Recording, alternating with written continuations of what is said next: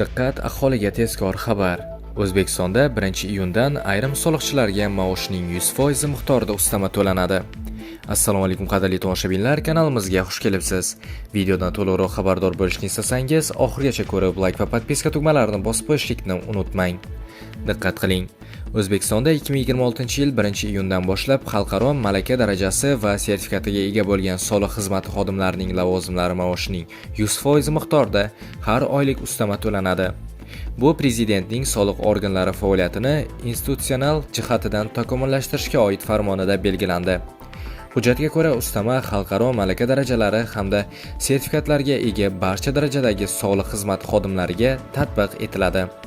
Mazkur qo'shimcha to'lovlar soliq qo'mitasining moddiy yordam, ijtimoiy himoya va soliq organlarini rivojlantirishga mo'ljallangan maxsus jamg'armasi mablag'lari hisobidan amalga oshiriladi.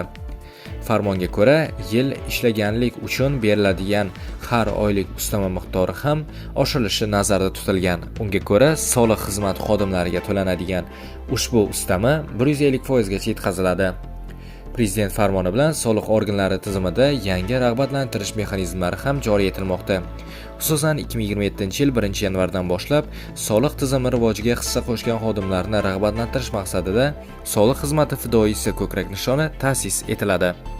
Hujjatda soliq organlari faoliyatini modernizatsiya qilish, xizmatlarni raqamlashtirish va soliq majburligini xalqaro standartlarga moslashtirish bo'yicha qator vazifalar ham belgilangan.